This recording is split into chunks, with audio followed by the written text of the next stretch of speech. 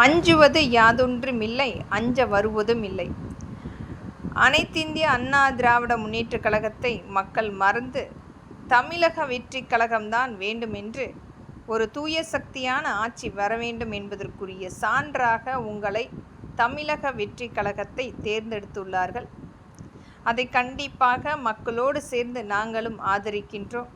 அதே சமயத்தில் நீங்கள் கொடுத்த அந்த தேர்தல் வாக்குறுதி என்பது மாதம் அனைத்து நியாய விலை அட்டை வைத்திருப்பவர்களுக்கு 2500 ரூபாய் கொடுப்பதாக வாக்குறுதியாக கொடுத்துள்ளீர்கள். அதை அனைத்துமே ஞாபகப்படுத்தக்கூடிய பதிவாக நான் இங்கு பதிவிடுகின்றேன். திராவிட முன்னேற்றக் கழகத்தில் கொண்டு வந்த அந்த 1000 ரூபாய் என்பது இன்று வரை யாருக்கும் பயனளிக்காமல் ஒரு காணல் நீராக மட்டுமே எங்களுக்கு தென்பட்டு கொண்டிருக்கிறது. இன்றைக்கு அதனுடைய தொடர்ச்சியாக நீங்கள் அதையே பின்பற்றுவதற்கு நாங்கள் அந்த ஆட்சியை ஏற்றுக்கொண்டு அடிமைகளாக தமிழ்நாட்டில் வாழ்ந்து இருக்கலாம். ஒரு மாற்று அரசியல் வர வேண்டும் என்று மக்களும் நம்பி உங்களுக்கு வாக்களித்துள்ளார்கள்.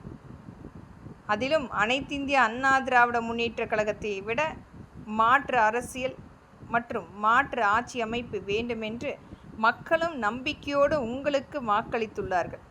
அதை கவனத்தில் கொண்டு மரியாதைக்குரிய மாண்புமிகு நம்மளுடைய விஜய் அவர்கள் முதலமைச்சராக இன்றைக்கு பதவியேற்றிருக்கின்றார்.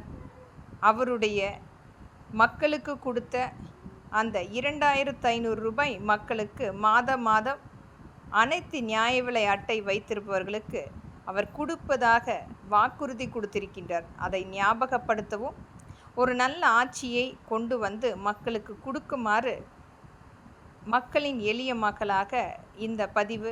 நன்றி மக்களே.